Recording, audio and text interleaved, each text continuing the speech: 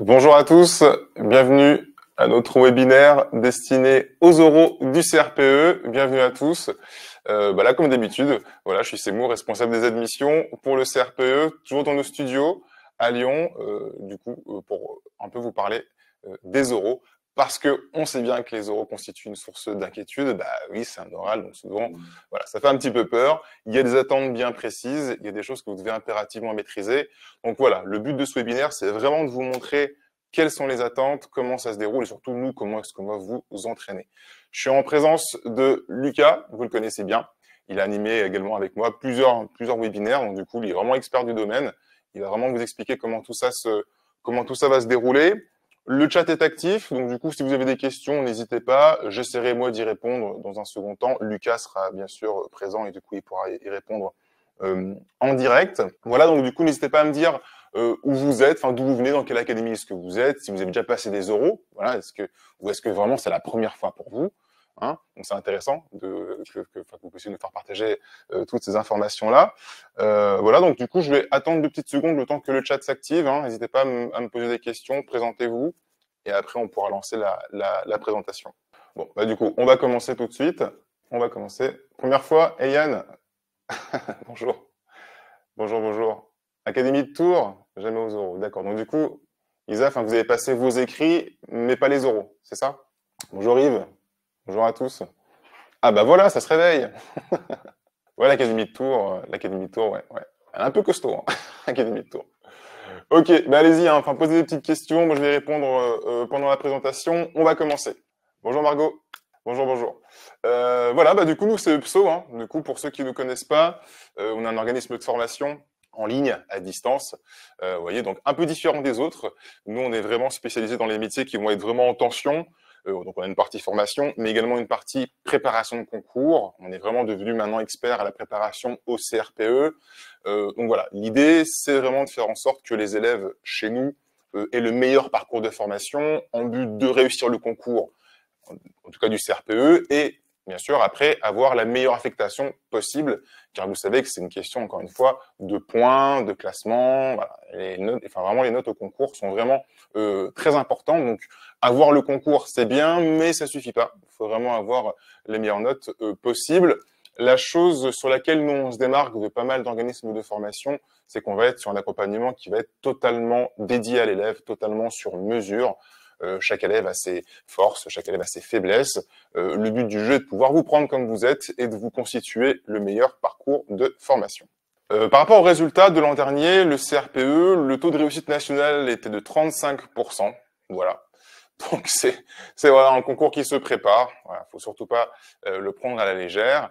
Nous concernant l'an dernier, on était sur un taux de réussite de 78%. Donc voilà, c'était vraiment 2 fois plus que la moyenne, en tout cas que le taux de réussite national. Voilà, donc là on frôle à peu près les 8 chances sur 10 d'être admis avec la préparation de PSO. Donc peu importe, hein, encore une fois, le critère d'éligibilité auquel vous avez accès. Je vous rappelle qu'il y a 3 critères, hein, externe, interne, 3e concours. Si vous avez des questions par rapport à votre éligibilité, n'hésitez pas à prendre rendez-vous avec moi ou avec UPSO, avec un conseiller. Comme ça, on pourra vraiment vous aider et vous orienter du mieux possible. Je vois qu'il y a le lien de rendez-vous qui vient d'apparaître, donc n'hésitez pas à prendre rendez-vous. Je vous laisse maintenant avec Lucas qui va vous expliquer bien mieux que moi comment tout ça se déroule et moi je vous prends juste après. Donc n'hésitez pas à poser des questions et moi je pourrai y répondre en fin de présentation. À tout à l'heure. Merci Seymour, bonjour à toutes et tous. Et comme l'a dit Seymour, n'hésitez pas à poser vos questions, vos remarques dans le chat. L'idée, c'est que ce webinaire soit interactif et que je puisse répondre en tout cas du mieux possible à vos questions, à vos interrogations, parce que cette épreuve d'admission est une épreuve qui peut parfois faire peur. Et si vous êtes là, c'est que vous vous interrogez déjà sur cette partie du concours. Et vous avez totalement raison. Alors même, vous êtes largement dans les temps. Il faut commencer la préparation aux oraux dès maintenant, même si on a tendance parfois à se dire, moi, je vais attendre d'avoir les résultats des écrits pour commencer les oraux. C'est une erreur puisque la charge de travail qui vous attend pour la préparation aux oraux est assez conséquente, d'où aussi l'intérêt de passer par UPSO pour vraiment vous former au mieux à ces épreuves orales, notamment, mais on y reviendra, je pense que Seymour fera un petit topic aussi tout à l'heure, mais vous avez en fait la possibilité de réserver des oraux avec moi ou un autre formateur, puisque nous sommes tous des anciens ou parfois certains le sont encore professeurs des écoles. Pour ma part, moi, j'ai exercé 10 ans. J'ai été 10 ans dans l'éducation nationale avant d'être aujourd'hui formateur à mon compte. Donc, j'ai enseigné dans tous les niveaux, hein, de la petite section au CM2. J'ai également fait de la direction d'école, de l'IME et même à l'étranger. Et donc, l'idée aujourd'hui, c'est de vous accompagner, de vous préparer au mieux à ces épreuves orales. Si vous ne savez pas du tout, enfin, je vais vous poser la question. Est-ce que vous connaissez déjà un petit peu les différentes modalités de ces épreuves orales? Si vous pouvez répondre dans le chat pour savoir jusqu'où je vais dans ma présentation. Là, l'idée, c'est de vous faire quand même une présentation plutôt générale. Après, vous aurez l'occasion de pouvoir réserver des oraux avec des formateurs qui viendront vraiment vous expliquer en détail ce qu'on attend de vous. Là, on est vraiment sur quelque chose de global. OK, dans les grandes lignes, pas du tout. Bon, bah, on va du coup éplucher un petit peu ces épreuves orales puisque vous avez 2 oraux. Alors, selon les académies, ces oraux sont le même jour ou pas. Je sais que l'année dernière, Créteil faisait passer les 2 oraux le même jour. Alors, ça peut être un avantage comme un inconvénient. Si vous habitez loin, ça peut être bien de ne faire l'aller-retour qu'une seule fois. Par contre, vous allez voir, c'est assez éprouvant, hem, notamment avec la deuxième épreuve que je présenterai tout à l'heure. Mais vous avez donc une première épreuve, qui est dite l'épreuve d'entretien, qui dure en tout 1 h 5 et vous allez commencer avec l'EPS. L'EPS, vous avez pour cette première partie, alors vous avez 2 épreuves, donc l'épreuve d'entretien et l'épreuve de leçon. Là, l'épreuve d'entretien, vous commencez par l'EPS qui dure en tout 35 minutes et vous avez 30 minutes de préparation. Donc, vous serez mis dans une salle, on vous donnera un sujet, vous aurez 30 minutes pour le préparer, donc c'est assez court. On vient vous chercher, on vous emmène dans la salle avec le jury, qui est généralement composé de 2 à 4 personnes. Ça peut être des intervenants de l'INSPE, ça peut être des conseillers pédagogiques, des inspecteurs, des maîtres formateurs, voilà, ça peut être, un jury, varié donc composé de 2 à 4 personnes et donc là, bah, après ces 30 minutes de préparation, vous allez devoir faire une présentation qui durera entre 10 et 15 minutes. Alors en dessous de 10, c'est fortement déconseillé. Donc l'idée, c'est vraiment aussi de vous entraîner au maximum pour que vous puissiez, bah, savoir étoffer vos propos aussi et tenir le plus longtemps possible. Moi, je vous encourage vraiment à aller jusqu'aux 15 minutes, puisqu'après, le jury vous pose des questions pour arriver à 30 minutes. Donc, si vous n'avez duré que 10 minutes, vous aurez 20 minutes de questions. 15, bah, vous aurez 15 minutes de questions. Et donc, l'idée, c'est quand même d'avoir le moins de questions aussi possible. Alors, comment ça se passe? Donc, vous avez un sujet. Vous allez, alors, si dans ce sujet, on va vous donner le contexte d'enseignement, hein, de PS. Donc, on va vous donner généralement le cycle, le niveau de classe. On va vous donner quelques précisions sur les objectifs d'apprentissage. Et puis, on va vous décrire en fait une situation. Alors, le mieux, c'est de passer directement à l'exemple. On va vous donner un constat. On va vous dire, voilà, au moment où le professeur lance la musique, les élèves se mettent à courir spontanément en rond et sans respecter le rythme et la dimension de l'espace scénique. Donc là, on nous indique qu'on est au cycle 1, moyenne section, et que l'APSA, ici, c'est la danse. On nous donne l'objectif d'acquisition, qui fait partie des programmes, hein. J'espère que vous maîtrisez en tout cas les programmes, que vous les avez peut-être pas lus en entier pour l'instant, mais en tout cas, alors APSA, activité physique, sportive et artistique. Donc ce sont des acronymes que vous allez maîtriser au fur et à mesure. Les APSA, elles sont données par académie. Alors c'est sensiblement, on a à peu près toutes les mêmes APSA, mais il faut vraiment que vous alliez sur le site de votre académie pour vérifier quels sont les 4 APSA qui seront proposés au concours. Et puis, vous avez une question qui vous est posée en fonction du constat observé. Vous devez donc proposer une ou plusieurs situations d'apprentissage au sein d'une séance qui vont permettre aux élèves de résoudre la difficulté qui était observée lors du constat. Donc là, ce sera à vous de présenter la séance en mentionnant plusieurs situations d'apprentissage et en justifiant bien évidemment vos choix didactiques et pédagogiques. Je ne vais pas forcément rentrer non plus dans le détail parce que ce serait trop long. Et puis, vous aurez l'occasion de pouvoir échanger davantage avec les formateurs sur les différents attendus. Néanmoins, on va attendre de vous que vous ayez une connaissance des programmes, hein. Donc, même si on le voit ici, on nous donne quand même l'objectif d'acquisition, néanmoins, on peut vous poser des questions sur les autres cycles, hein. Donc, il faut quand même avoir en tête, on ne vous demande pas de connaître les programmes par cœur, néanmoins, il faut quand même savoir quels sont les attendus de fin de cycle un petit peu dans chaque domaine d'apprentissage. Il faut être capable en EPS, ce que le jury attend beaucoup, c'est déjà la mise en sécurité des élèves. Donc il faudra vraiment penser à la sécurité. Alors, il faut penser en termes d'organisation et puis tout le reste, hein, ça dépend si vous êtes en extérieur, si vous êtes en gymnase, s'il y a un déplacement, si vous y allez à pied, en bus. Bref, il faut vraiment penser à la sécurité, de manière, globale. Et puis, la prise en charge, la prise en compte des, différents niveaux et de l'hétérogénéité de la classe et notamment des, élèves à besoins éducatifs particuliers. Vous devez être capable de proposer différentes situations d'apprentissage et de l'adapter selon les différents profils des élèves. Donc il y a aussi cette, vous avez aussi, en lien avec l'EPS, tout ce qui est développement, moteur, social, psychologique et affectif qui rentre en compte dans cette épreuve-là. Donc vous aurez probablement des questions en lien avec ça, mais, vous pouvez aussi vous le mentionner, par exemple, dans l'introduction, pour justifier aussi vos choix. Pourquoi vous avez fait ce choix-là? Parce que, il faut que ce soit en adéquation avec le développement moteur, psychique, de l'élève. Vous allez voir que, parfois, le constat observé, s'ils se mettent spontanément en rond, il y a forcément un enjeu derrière et une compétence qui est à développer. Bien évidemment, la qualité de l'argumentation et votre capacité d'expression orale seront, prises en compte dans la notation. Quelques conseils lorsque, vous allez, avoir votre sujet, vous vous retrouvez face à votre sujet.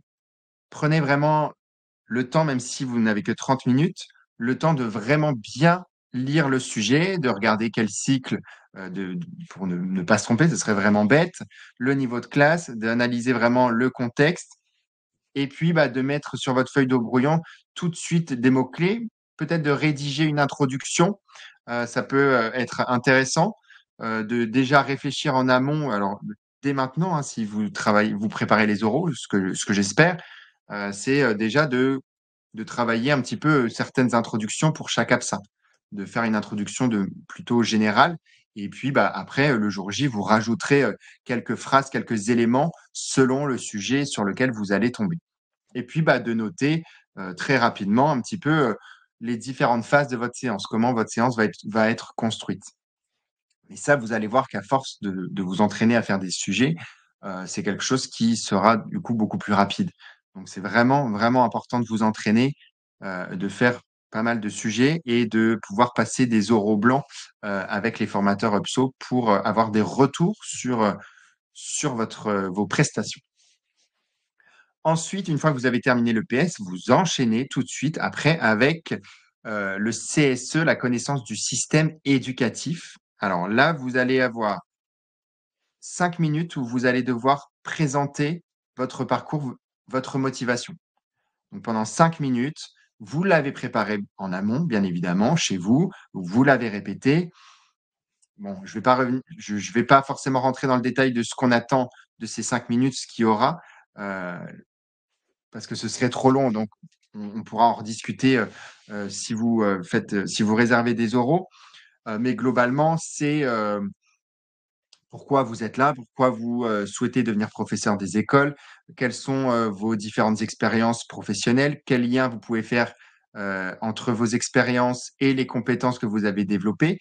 Et rattacher tout ça avec ce qu'on appelle le référentiel, du professorat. Donc, vous avez un référentiel qui est disponible sur le site de l'Éducation nationale que je vous invite à lire et à connaître en tout cas les compétences qui sont attendues de la part d'un professeur.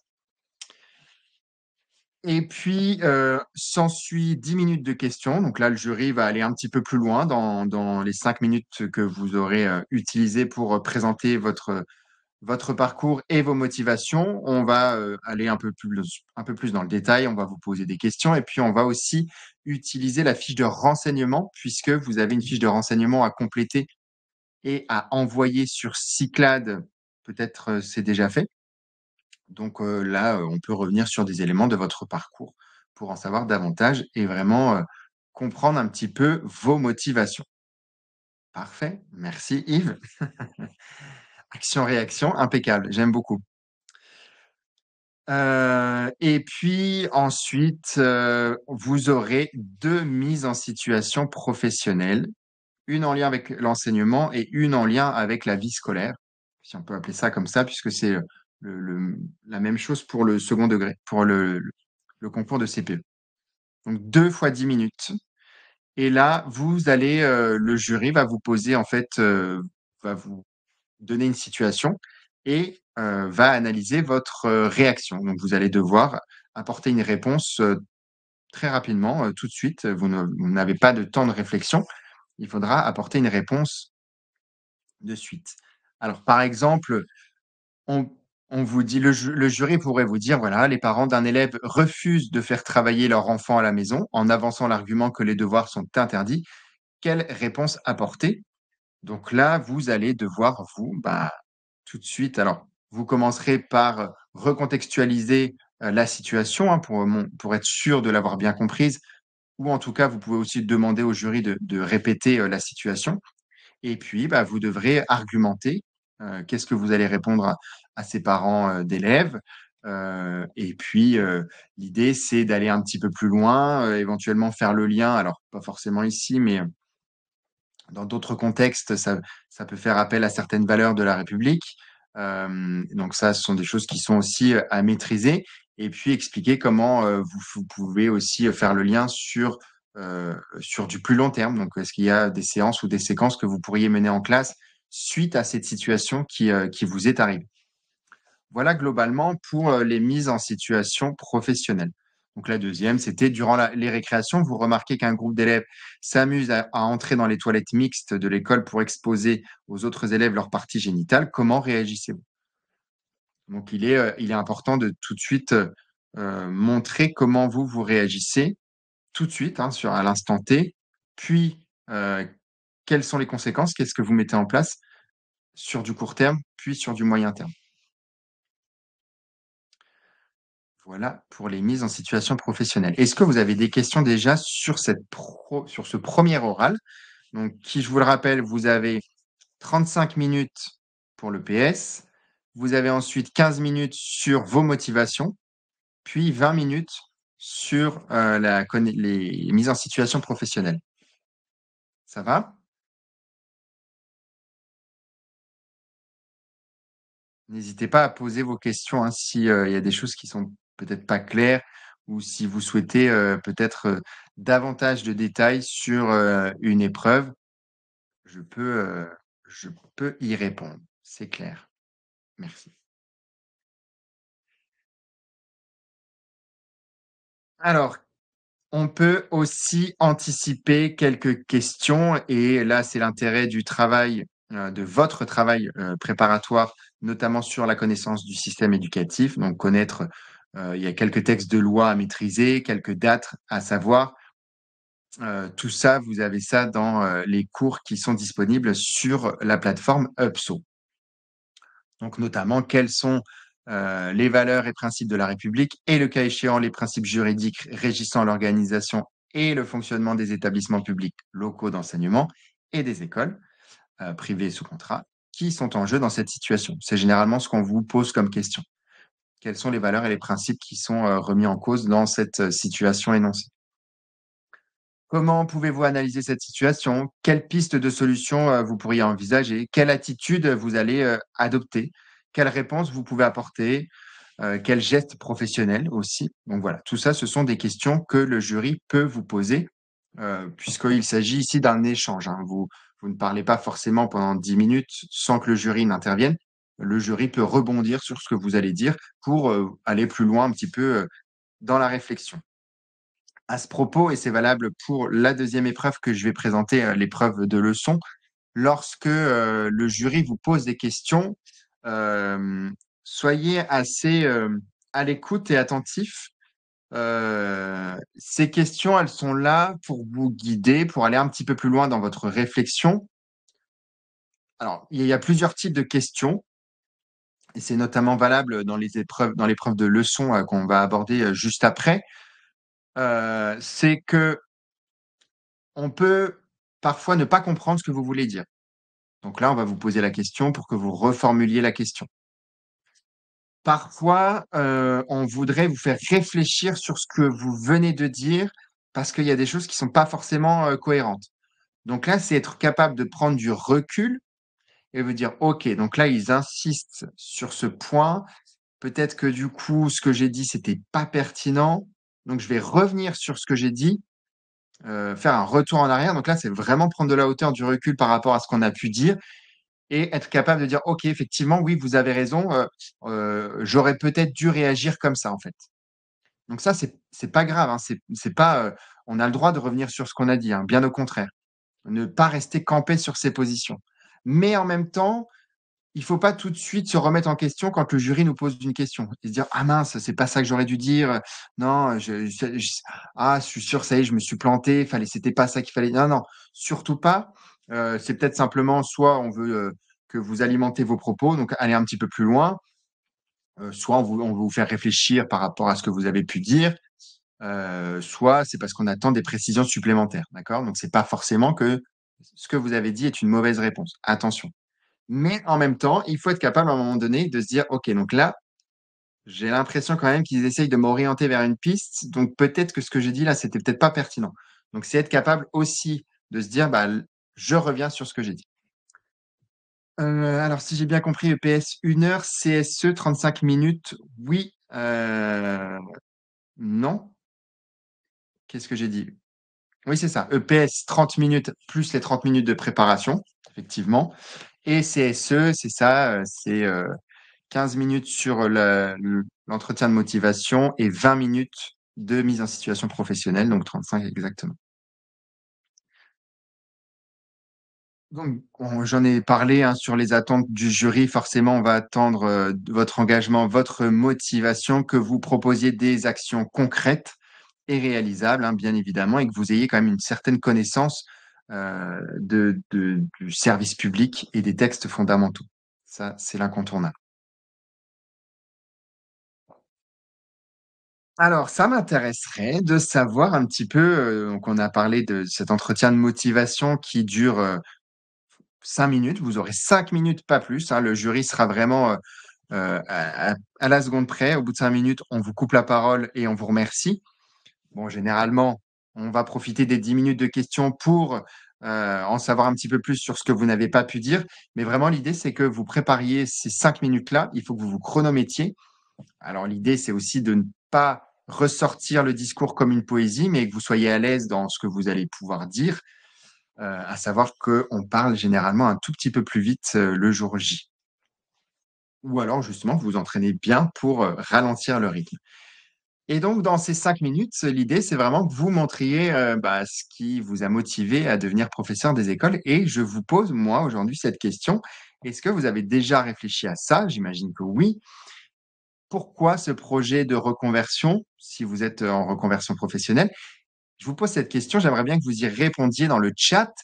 Qu'est-ce qui vous a donné envie de devenir professeur des écoles? Ça m'intéresse de voir un petit peu, ce que vous pourriez, dire au jury.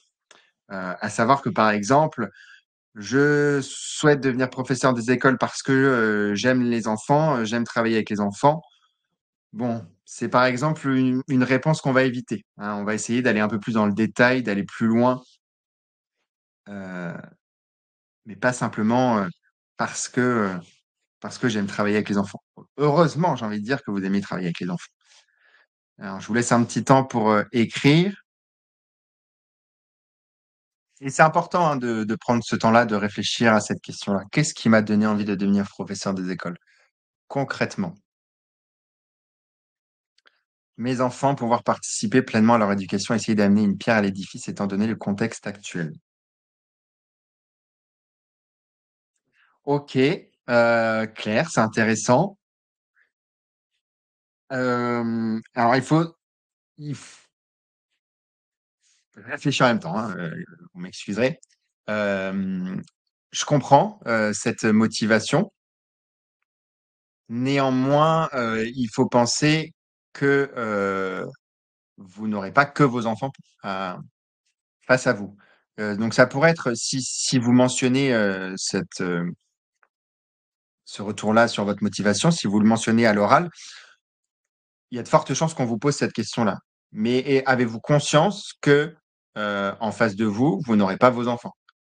Parce que vos enfants, vous les avez éduqués, vous savez comment ils sont, comment ils réagissent. Face à vous, vous aurez, entre 20 et 30 élèves, qui seront tous, différents et avec lesquels il faudra composer, et les accompagner au mieux. Alors j'imagine que ce n'est pas l'unique réponse, hein, Claire, mais c'est pour, juste vous donner un petit peu, matière à travailler. OK, vos enfants, mais essayez d'aller un peu plus loin. Qu'est-ce que vous avez fait? Comment vous vous êtes impliqué dans l'éducation de vos enfants et en lien avec l'éducation nationale? Est-ce que, par exemple, bah, vous vous êtes porté volontaire pour, être, représentant des parents? Est-ce que vous avez assisté au conseil d'école? Qu'est-ce que vous avez fait pour l'école? Vous voyez ce que je veux dire? Voilà, je vous donne quelques pistes. Je crois que j'ai toujours voulu l'être. Oui, mais alors pourquoi? Ça, ce serait intéressant d'aller plus loin. Vous avez toujours voulu l'être, OK, pourquoi? Et ce qui serait intéressant, alors j'ai pas tout lu, heu, ce serait, de donner aussi de dire quel a été l'élément déclencheur. Pourquoi vous avez toujours voulu l'être et qu'aujourd'hui vous passez le concours? Quel a été l'élément déclencheur? Qu'est-ce qui fait qu'aujourd'hui vous êtes prête?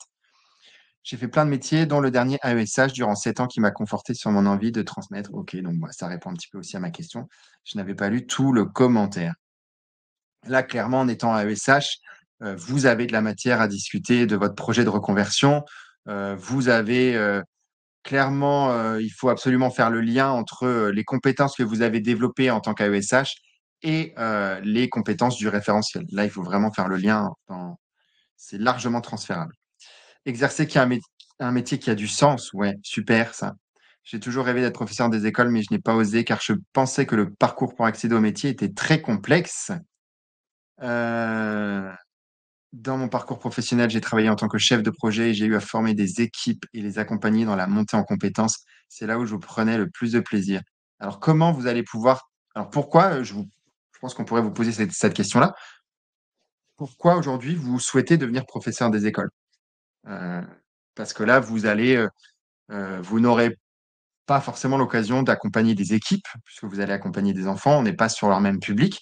Comment est-ce que vous pensez pouvoir transférer les compétences que vous avez développées en tant que chef de projet dans le métier de professeur des écoles? Et là, ce serait intéressant d'y réfléchir et de vous dire: «Ah oui, OK, il y a des compétences qui sont transférables», heu, notamment le travail d'équipe, par exemple. Et donc vous allez pouvoir, par exemple, utiliser, les compétences du référentiel, notamment, une des compétences qui est, savoir coopérer, en équipe et faire le lien. Dire: «Bah, j'ai développé cette compétence-là, qui est une compétence attendue d'un professeur des écoles». Alors, reconversion professionnelle, j'aime communiquer des valeurs, ouais. Le faire avec des enfants sont pour moi importants et ça a du sens. OK, super. C'est, heu C'est, une bonne justification, on peut aller plus loin. Quelles valeurs? Quelles sont vos valeurs à vous? Êtes-vous en accord avec les valeurs de l'éducation nationale? Ce sont des questions qui pourraient, vous être posées. J'ai toujours voulu être professeur des écoles, mais mes amis directeurs de centres de vacances plus âgés que moi m'avaient conseillé, si je le pouvais, de faire autre chose avant. J'ai fait plein de choses passionnantes en France et à l'étranger, dans de grandes entreprises et des startups. Je pense que le temps est venu. J'ai plus à offrir aujourd'hui aux élèves qu'après mes études. OK, super, intéressant et je pense que vous avez, un parcours, professionnel, riche et intéressant avec de nombreuses compétences que vous avez pu développer et que vous allez pouvoir mettre au service de l'éducation nationale. Donc ça, c'est intéressant d'aller vraiment creuser, chercher quelles sont les compétences que vous avez développées et qui sont transférables encore une fois. Donc le but, c'est pas de, heu le but aussi de ces 5 minutes-là, parce que c'est très rapide, ce n'est pas de faire vraiment un état des lieux de tout votre parcours professionnel, étape après étape, mais vraiment d'en choisir peut-être quelques-unes et celles qui ont été les plus significatives et qui auront le plus de sens aujourd'hui avec le métier de professeur des écoles. Il y a toujours un lien, on arrive toujours à faire un lien. Un souhait depuis jeune fille, mais la vie m'a amené à d'autres cursus et aujourd'hui, j'ai eu envie de me former à ce métier. J'aime informer, enseigner et être créative dans l'apprentissage des enfants. Super. Maman, 4 enfants, dont des jumeaux. J'ai le sens de la pédagogie, des valeurs collectives. Alors, qu'est-ce qu'un, qu'est-ce qu'une une personne pédagogue pour vous? Ce serait une question pourrait vous être posée. Euh, donc après, à vous de voir, hein, on peut faire le choix de pas forcément tout développer dans ce qu'on va dire, mais on va anticiper les questions là. Ou bien, tout de suite on développe. OK, qu'est-ce que pour vous, la pédagogie? Qu'est-ce que vous mettez derrière ça? J'ai le sens de la pédagogie. Moi, ça m'intéresse de savoir ce que vous mettez derrière ça. Et des valeurs collectives, même chose, sur le terme de valeur. Qu'est-ce qu'une valeur pour vous? Ce sont des points qui peuvent être intéressants à préparer en amont. Merci pour, vos participations. C'est beaucoup plus agréable pour moi aussi j'ai l'impression de vous connaître déjà un peu plus.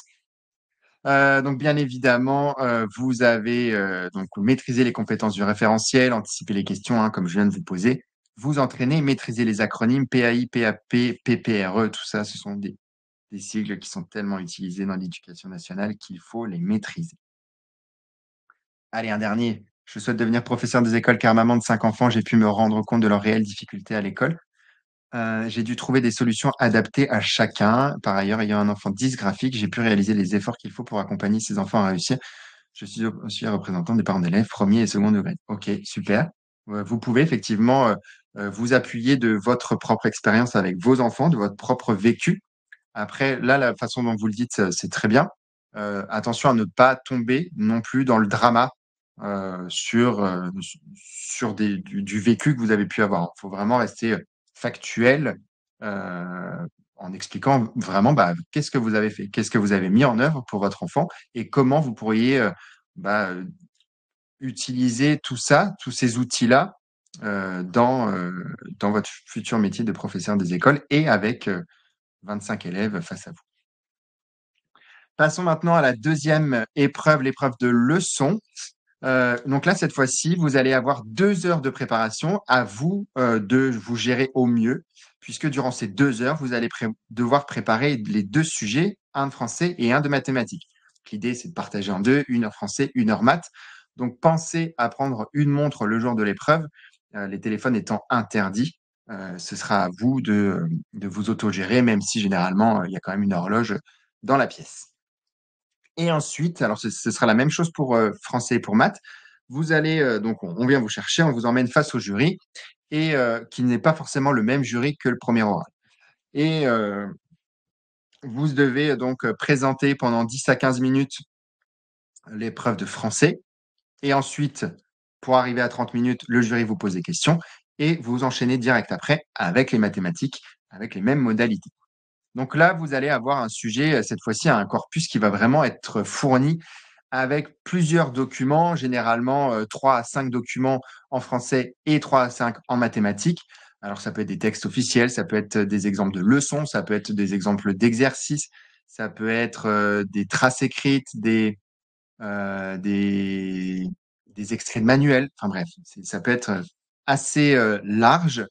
Et donc on vous donne généralement un cycle, un niveau ou pas, généralement si, hein, la plupart du temps quand même. Et puis les programmes. Généralement, il y a quand même l'extrait des programmes qui vous est donné dans le corpus de documents pour, quand même vous aider. Et donc, bah, là, l'idée, c'est de présenter une séance d'enseignement qui va être intégrée dans une séquence.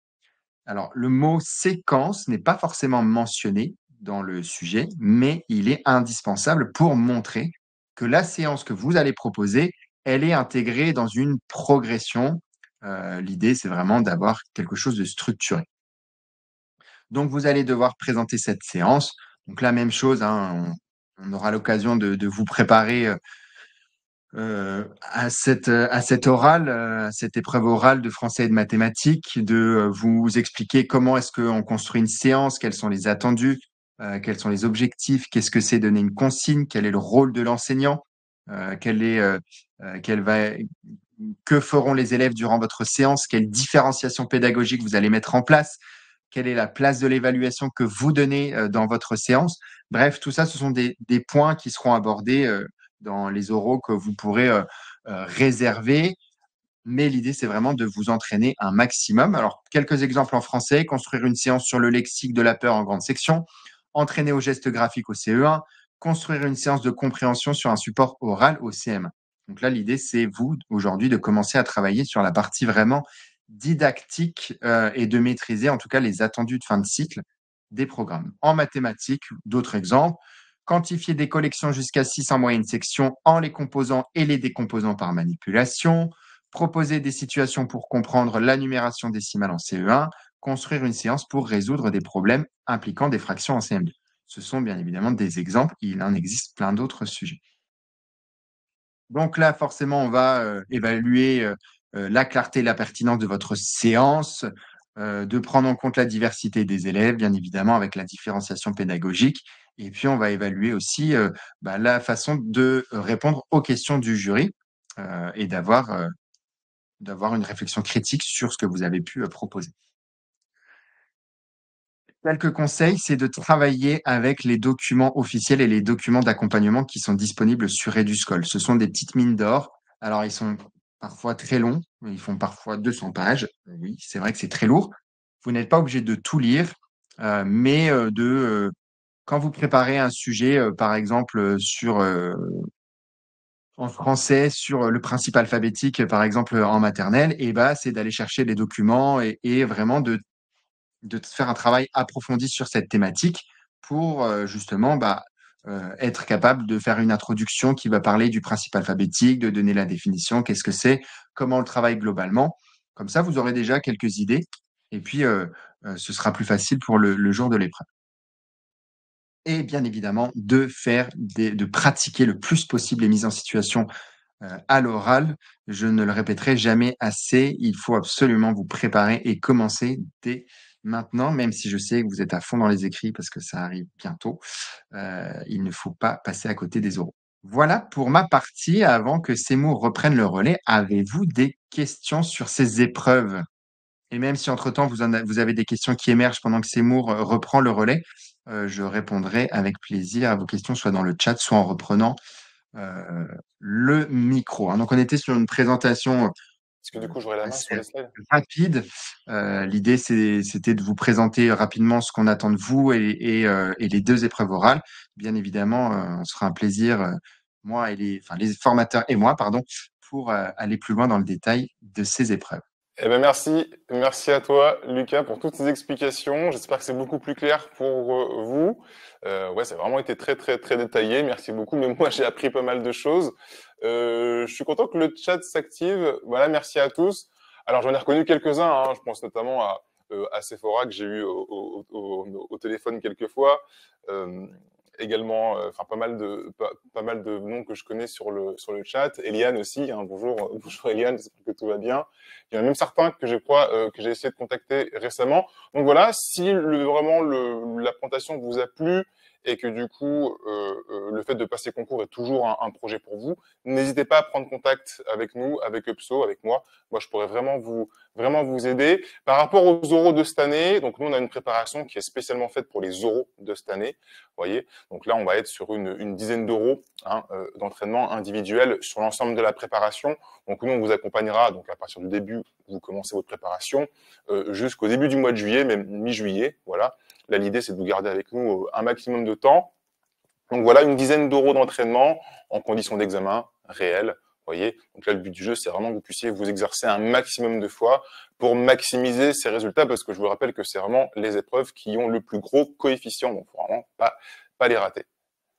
Concernant les préparations les plus complètes de cette année, donc pour les élèves qui veulent se préparer également pour les écrits, en plus de ça, les oraux, on a 2 formules. Une formule renforcée, donc où vous avez bien sûr les oraux d'entraînement, mais en plus de ça, on travaille les écrits du concours.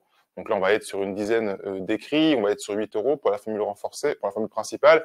Et pour la renforcée, là, on met le paquet, on va être sur une vingtaine de concours blancs pour ceux qui ont vraiment de difficultés en mathématiques ou en français, qui ont besoin de s'entraîner un maximum de temps, un maximum de fois, pardon, sur les écrits. Donc, c'est une formule qui va être vraiment plutôt adaptée, avec toujours des concours blancs à l'oral pour vous entraîner pour les euros d'admission, bien sûr, accès à des cours particuliers et à vraiment tout le programme de préparation complet au maximum. Le but, c'est vraiment que vous ayez accès à tout le contenu pour vraiment que ça se passe bien et à maximiser vos chances de réussite. On me pose la question, Claire, oui, en effet, nous sommes éligibles au compte de formation. Donc, vous pouvez mobiliser votre CPF pour financer la préparation. Ça, il n'y a pas de problème. Et bien sûr, pour les élèves qui veulent se préparer pour 2026, vous voyez, qui veulent prendre beaucoup plus de temps pour se préparer, avoir un accompagnement un peu plus light dans sa semaine, un peu plus long, voilà, prendre le temps vraiment d'apprendre les choses, les programmes de remise à niveau, vraiment de se mettre dedans tranquillement. On a une préparation spécialement faite pour vous, d'accord? Vous pouvez la commencer quand vous le souhaitez. On vous accompagnera jusqu'en juin, cette fois-ci de 2026, donc jusqu'à la session suivante, ok? Et là, on est vraiment sur une préparation plus poussée. Il y a beaucoup plus de concours blancs, bien oui, évidemment, parce que du coup, la prépa est beaucoup plus longue. Beaucoup plus d'entraînement à l'oral également. Encore une fois, les cours particuliers, bien sûr. Toutes les heures de contenu, tous les programmes, tous les exercices type concours, les corrigés, le suivi par les coachs. Donc, je vous rappelle que dès l'inscription chez nous, vous serez pris en main par une coach en formation qui vous emmènera jusqu'à l'obtention du concours avec un emploi du temps personnalisé, un suivi vraiment sur mesure pour que vous puissiez tranquillement suivre votre préparation en toute tranquillité. Donc ça, c'est la formule pour 2026. Encore une fois, éligible bien sûr au compte de formation. Si vous avez des questions, bien sûr, si vous voulez échanger encore une fois avec moi par rapport à ce qu'on propose nous chez Upso, et si vous voulez vous lancer, si vous voulez tenter votre chance, si vous voulez y aller, si vous y croyez, d'accord, voilà, nous on compte vraiment sur vous, allez-y, prenez rendez-vous avec Upso, prenez rendez-vous avec un conseiller, donc là vous avez le lien de rendez-vous juste ici, donc n'hésitez pas, ne serait-ce que simplement pour prendre des informations, même si c'est un projet pour l'année prochaine, ou dans 2 ans, ou bien maintenant, prenez des rendez-vous, n'hésitez pas, et moi je me ferai un plaisir de vous aider. Je vais rester encore un petit peu sur le chat, voir s'il y a des questions. N'hésitez pas, hein, allez-y. Bon, bah c'est bon, je pense que toutes les questions ont été répondues. Eh ben, merci à tous d'avoir participé. Merci pour vos questions, ça prouve que c'est un projet qui intéresse quand même beaucoup de gens. Il y a encore pas mal d'intérêt à ce niveau-là. Encore une fois, je reconnais certains noms dans le chat que j'ai déjà eu en contact. J'espère que ça va bien. J'espère que votre projet avance un peu dans votre tête. Si vous avez encore des questions, si vous voulez encore des précisions, n'hésitez pas à prendre rendez-vous avec moi. Ok, je vais vraiment pouvoir vous aider à ce niveau-là. En attendant, je vous souhaite une bonne fin de journée, bon appétit pour les gens qui sont en train de manger. Merci à Lucas, à la prochaine. Et Merci puis, Samour, merci voilà, à toutes et tous. bon courage à vous. Allez, au revoir.